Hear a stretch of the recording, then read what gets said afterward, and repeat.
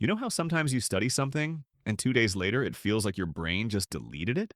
Meanwhile, in Japan, students memorize thousands of kanji characters, endless vocabulary, formulas, historical dates, basically mountains of information, and they somehow remember almost everything. Today, I'm breaking down exactly how Japanese students train their memory, and more importantly, how you can use the same techniques to remember way more in way less time. And trust me, none of this requires a superhuman brain. It's all about systems, habits, and a different style of learning. Here's something very few people know. Japanese students grow up in a learning environment that makes their brain a memory machine from a very young age. When they're about 6 or 7 years old, they start to memorize kanji. And kanji is not an ABC. Instead, each character is basically a picture with multiple strokes, patterns, and meanings. So put that in your head. Every day, their brain is learning visual patterns, shapes, spatial structures, and meanings. This constant handwriting and pattern recognition neurologically wires their brain for deep encoding. And this isn't cultural, it is scientifically backed. Various studies prove that writing by hand creates stronger memory pathways than typing, and Japanese students handwrite a lot. But the real secret behind their memory power is something you can apply immediately: active recall and spaced repetition. In Japan, this concept is called hanpuku renshu, which basically means repeat until mastered.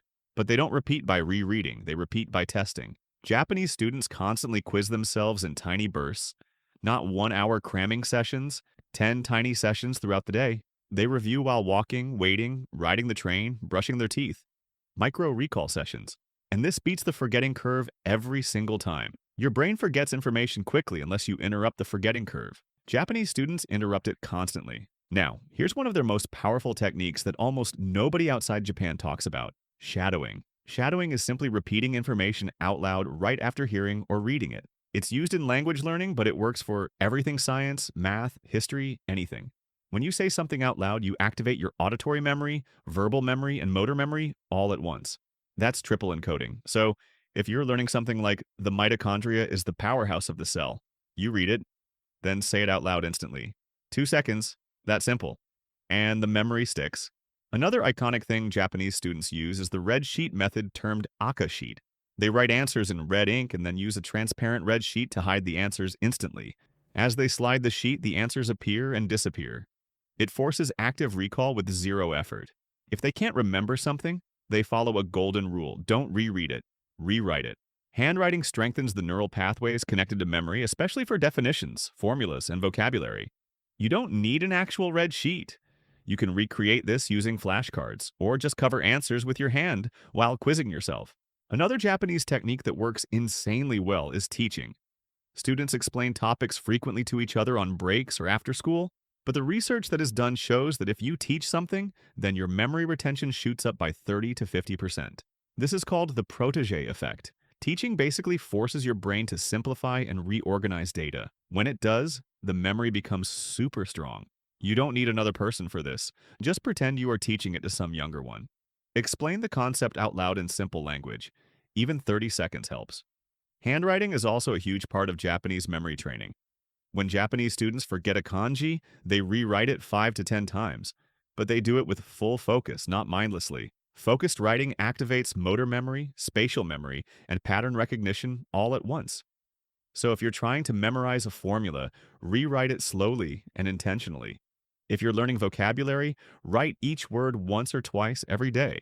It sounds simple, but this is the exact method Japanese students use to memorize hundreds of characters every month.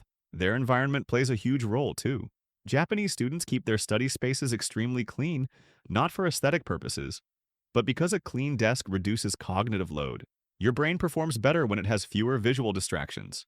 They also study in short, focused sessions, usually one notebook, one book, one subject on the table at a time. No multitasking, no mixing subjects, no noise. This deep focus environment massively boosts memory. Think of it like focusing a camera lens. Your brain captures more when you remove distractions. Now, let me put all of this together into what a typical Japanese-style daily memory routine looks like. In the morning, they do a quick 3-minute review of what they studied the previous day. In the day, they use micro-recall, quick quizzes, shadowing while walking, recalling facts while waiting. In the evening, they use either flashcards or the red sheet method. And at night, they do a short teach-to-learn session, where they explain everything out loud in their own words. That's it. This routine hits every scientifically proven memory pillar: spaced repetition, active recall, auditory learning, motor learning, summarization, and consolidation. But let me say something honestly. Not everything from Japanese study culture should be copied. Their cram schools called Juku often keep students studying until 9 or 10 p.m. The pressure is incredibly high. Students sometimes sacrifice sleep to study more. We don't want that. We're not copying the stress, the pressure, or the insane hours.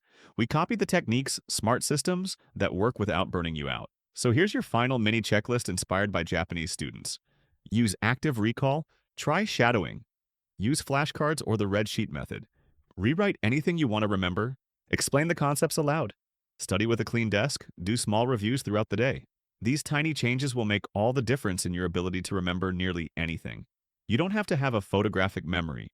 What you need are the right methods.